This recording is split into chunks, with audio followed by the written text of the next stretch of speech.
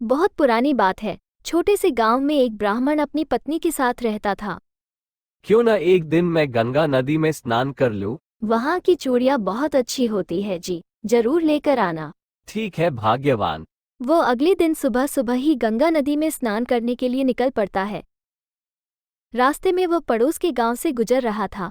उसी गांव में मनसुख नाम का एक मूर्ख आदमी रहता था। वो ब्राह्मण से बोला, पंडित जी प्रणाम। खुश रहो, आनंद रहो। आज आप सुबह सुबह किधर जा रहे हैं?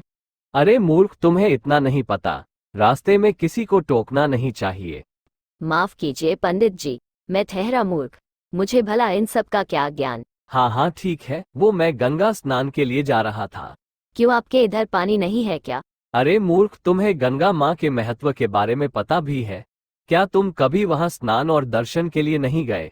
ना ना पंडित जी, मैं वहां कभी भी नहीं गया और न ही स्नान किया। अब वो मूर्ख आदमी कुछ बोलता उससे पहले ही ब्राह्मण ने गंगा जी की महिमा के बारे में बताया। ब्राह्मण से सारी बातें सुनकर मूर्ख मनसुख बोला, पंडित जी अब मैं आपके जितना विद्वान नहीं हूँ। ठीक है, अब मैं चलता हूँ। पंडित जी, क्या आप मुझ पर एक एहसान करेंगे? जरूर बताओ क्या करना है। आप जब गंगा में स्नान करने लगेंगे तब यह अर्पण कर देना। वहां स्नान करने के बाद ब्राह्मण ने हाथ में सुपारी ली और कहा, माँ, यह मनसुख ने आपके लिए भेजा है, इसे स्वीकार कीजिए। ये कहकर ब्राह्मण ने मनसुख का चावल और सुपारी सब कुछ नदी में बहा दिया। थोड़ी ही देर में गंगा नदी में एक सोने का कंगन बहता हुआ आया और ब्राह्मण के पास रुक गया। उसी समय एक आवाज आई, मेरी तरफ से ये कंगन मनसुख को दे देना, मनसुख को दे देना, मनसुख को दे देना, मनसुख को दे देना। ब्राह्मण हैरान हो गया, कंगन को हाथ में उठा लिया। मैं ये कंगन मनसुख को नहीं दूंगा। ब्राह्मण के मन में लालच आ गया।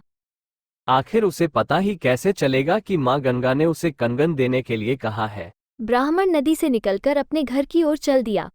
रास्ते में वह कंगन के बारे में सोचने लगा। अगर मैंने ये कंगन बेचा तो पूछताछ होगी और मुझ पर चोरी का इल्जाम लग सकता है। मैं सीधे ये कंगन राजा को देता हूँ, वो खुश हो जाएंगे और इनाम भी देंगे। अब ब्राह्मण अपने घर जाने के बजाय सीधे राजमहल की ओर चल पड़ता है। वहां पहुंचकर वो कंगन राजा को दे देता है। कंगन देखकर राजा खुश हो गया और कहा, पंडित जी, मैंने अपने जीवन में ऐसा सुंदर कंगन नहीं देखा था। ये कंगन मैं अपनी पत्नी को दूंगा, लेकिन यह एक ही कंगन है, मुझे इसका दूसरा जोड़ा भी चाहिए। ये सुनते ही ब्राह्मण के चेहरे के रंग उड़ने लगे। क्या हुआ, आप परेशान क्यों हो गए?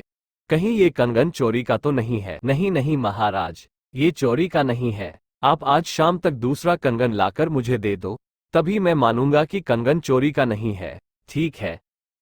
घबराया हुआ ब्राह्मण राजा के दरबार से निकल गया। राजा ने साधु के भेष में अपने दूत को ब्राह्मण के पीछे लगा दिया ताकि उन्हें कंगन का सच पता चल सके। राजमहल से निकलकर ब्राह्मण मनसुख के पास चला गया। उसने गंगा माँ के द्वारा दिए हुए कंगन के बारे में मनसुख को बताया। मुझे क्षमा कर दो, कृपया मुझे ये बताओ, दूसरा कंगन कैसे हासिल होगा? मूर्ख मनसुख ने ब्राह्मण की सारी बातें सुनने के बाद अपनी दोनों आंखें बंद कर ली और गंगा माँ से ब्राह्मण को बचाने की विनती की। हे गंगा माँ, ब्राह्मण की रक्षा करें। मूर्ख मनसुख ने अपने सामने रखी एक बाल्टी में हाथ डाला और उससे वैसा ही कंगन निकाल लिया।